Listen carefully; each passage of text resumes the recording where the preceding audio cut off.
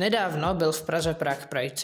Je to veliká akce, kterou ale příliš nemusím. A není to z těch důvodů, které byste možná čekali.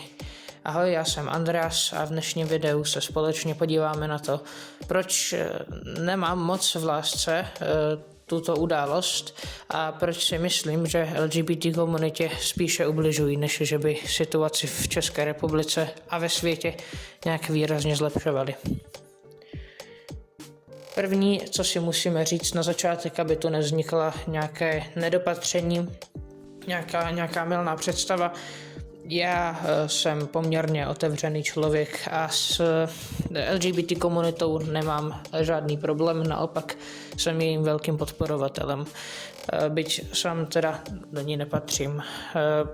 Nicméně o to víc mě bolí, když si pak čtu komentáře pod příspěvky, které třeba zveřejňují nějaké záběry nebo nějaké sestřihy z Pride pochodu, které rozhodně nezní jako hlasy obohacené společnosti, která prozřela a uvědomila si, že některé předsudky a věci, které měla o těchto lidech zakořeněné, byly mylné, spíš naopak přijde mi, že mnohé z nich jsou ještě vystupňovanější a radikálnější, než tomu bylo dřív.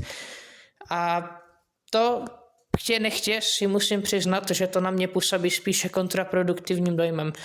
Takže jsem si toto video rozdělil do takových 2 základních částí, z nichž v jedné se zaměříme primárně na to, proč to podle mě nefunguje jako takové. V druhém bodě se podíváme na marketingovou část a na zprofanování celé této akce. A v třetím bodě se naopak podíváme na nějaká pozitiva, která ta akce stále má. Jo? To zase nemůžu to kompletně strhat, ty plusy jsou tam prostě markantní. Ten základní bod. Žijeme v době sociálních sítí, to znamená, každý má telefon, každý může nahrát cokoliv se mu zachce, sdílet to a napsat pod to cokoliv se mu zachce.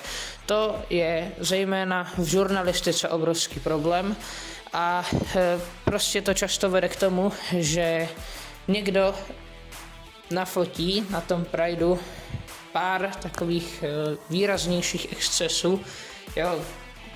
Já to nebudu vůči tomu nějak jako vystupovat, jo? Mně to je v celku jedno, ale víte co, prostě máte 100 lidí, z těch 100 lidí si 3 na sebe vezmou oblek gumových pejsků, 3 ze 100, ale někdo to nafotí a udělá z toho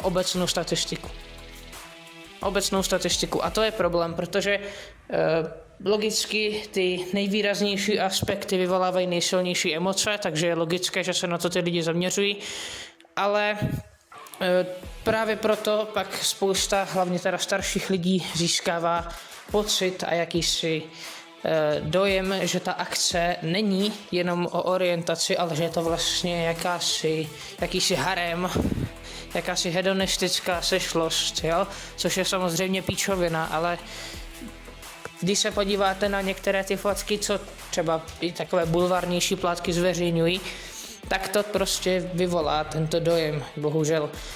A navíc, když, prosím vás, točím bez skriptu, jo, trošku to bude poznat, jsem takovej, jako trošku váhám, jo, chtěl jsem to jako říct, co mám na srdci, takže to je trošku takový zasekanější. Každopádně tohle to je to, co jsem prostě chtěl říct. No navíc často ta pointa té akce se vytrácí pod jednotnými gesty, která nejsou až tak vypovídající. A bohužel ta akce, jakkoliv pomáhá mnohým lidem se najít, tak zároveň pro většinovou společnost je dost uzavřená, což díky tomu je to dost izolovaný. Druhý bod je právě to zprofanování celé té akce, celý ten marketing kolem toho. Bohužel v dnešní době nebo i v historii obecně prakticky neexistuje nic, žádná dobrá věc, co by z dlouhodobého hlediska nebyla využitá kvůli marketingu. A bohužel, když se podíváte na některé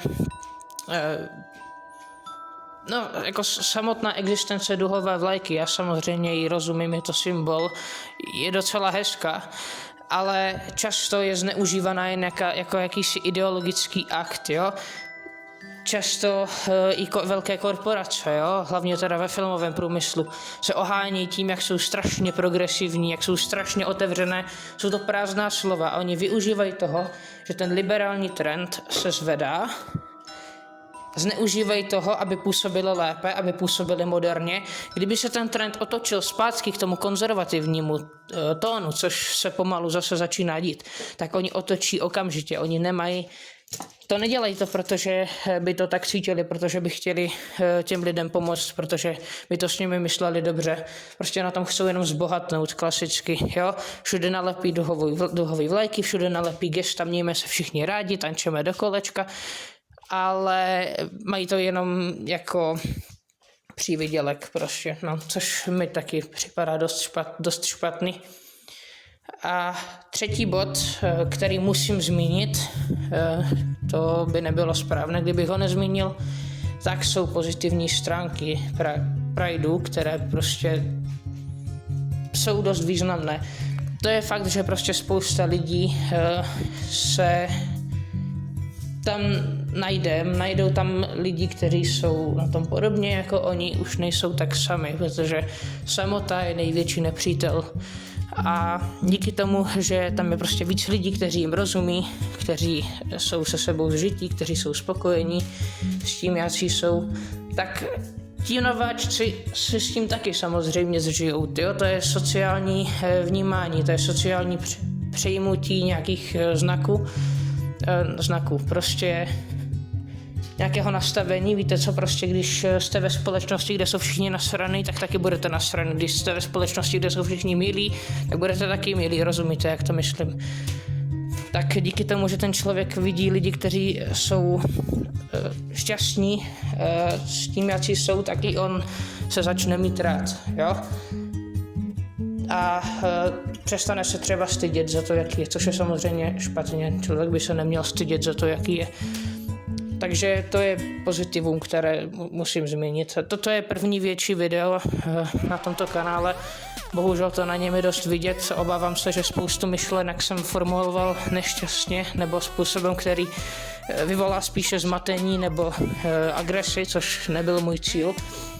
Každopádně doufám, že vám video aspoň něco dalo, že vám přišlo nějak zajímavé a že jste porozuměli tomu, co jsem chtěl tímto způsobem říct. Rozhodně jsem nechtěl nikoho urazit, to nebyl můj cíl.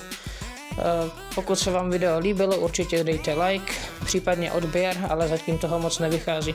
A nejlepší, co můžete udělat, tak je samozřejmě sdílení, jo? Nebo můžete dole zakliknout hype, jo? Prostě takovou tu hvězdičku, ono to pak přidá tomu videu nějaký body a bude se doporučovat více lidem, to určitě taky zkuste. Děkuji a někdy příště.